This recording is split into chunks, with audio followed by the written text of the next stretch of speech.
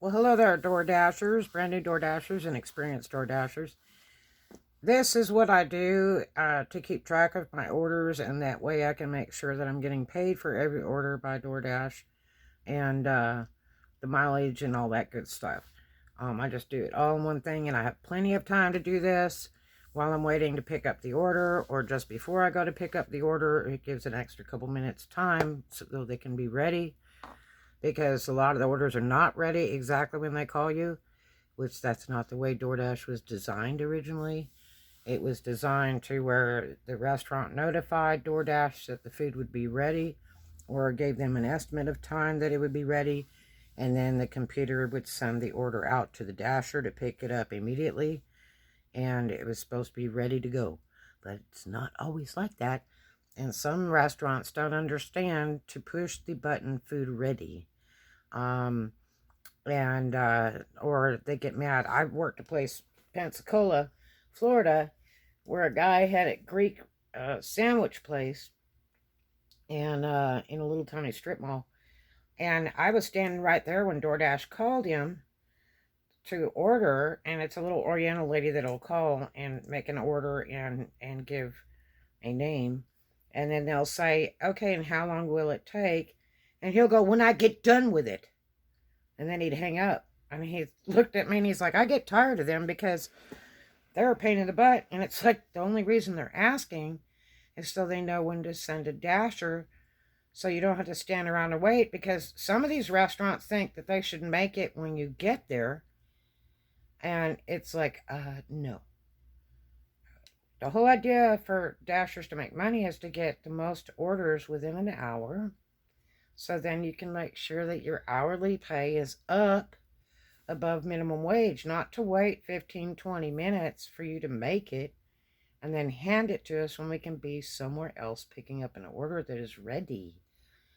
And the more orders you can get ready, the more that, you'll have dashers picking it up. And the more food you're putting out, that means money. It's all about the Benjamins. You make Benjamins, we do too. We make $3 plus tip, and then peak pay if there's a peak pay. But basically it's $3 an order, so you're really wasting our time when we've got to stand there for 25, 30 minutes. So the food's not ready, and we're going to get paid $3 for half an hour. And you get 2 of those in an hour, that means you got $6 for an hour. That's way less than minimum wage. So, not cool. But anyway, I do a log, and I will write down, first of all the peak pays, and then my scheduled shift, and then my clock in time, and then where I'm hot spotting, and if I change hot spots. And then I'll write down the time that I got the order,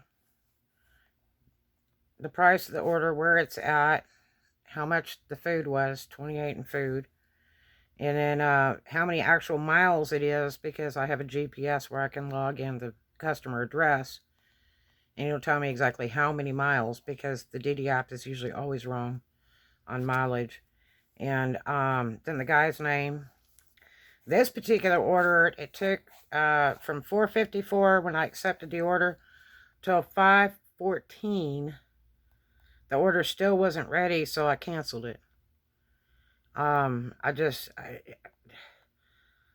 watched so many orders go out, and people that came up after me, and the orders were ready quick, and I just said, forget it. I canceled it, because the same restaurant did me an hour and 10 minutes on one lady's order, a real simple order, and it was really sad, because she said, oh my gosh, I ordered from Pizza Man 3 hours ago, and they never delivered, and I kept calling them, so I just ordered DoorDash. And then DoorDash is taking half as long as the other place, and it should have been a lot quicker. And she was just glad to eat, because she had no way to leave the house. Her car broke down.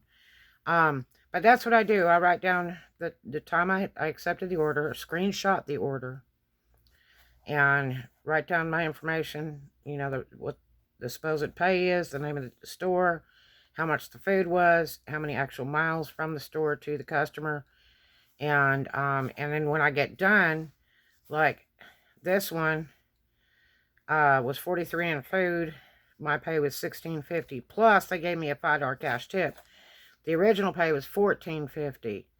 And so, that way I can keep track of my total cash tips and then, my pay from Doordash.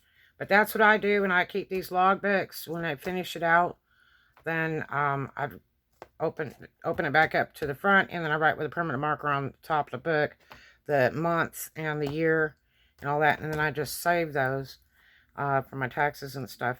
But it's really important, because when you go to your pay at DoorDash, if you're cashing out by the day or whatever, which I highly suggest, it's worth the $2 for sure. I can see that all my orders are there, because DoorDash misses a lot of orders. And if you don't keep track and you don't have screenshots of these orders, because they'll tell you, oh, well, do you have a screenshot? So make sure you screenshot once you accept. And I screenshot when I accept. I screenshot when I finish the order and how much the pay is. That's about it. But that way you can go back if there's any orders they claim that you didn't deliver or whatever, because that's the newest scam. You can go back and show screenshots and save your text messaging back and forth with the customers for about a week, in case you get any recalls on orders saying they didn't deliver. So you have that proof, and you can screenshot that and send that to Dee Dee too. But that's how I do it. There's my proof. Keep a run log for sure. Keep a run log. These log books are really important to you, and they help you with your tax deductions. If you're doing quarterly or you're doing yearly, you can, see your mileage and so forth.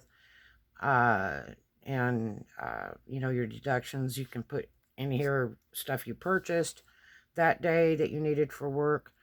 That way you can keep it all together. All right, talk to you later. Hope that helps you a lot. And you have a good one. Love to you. Dash on.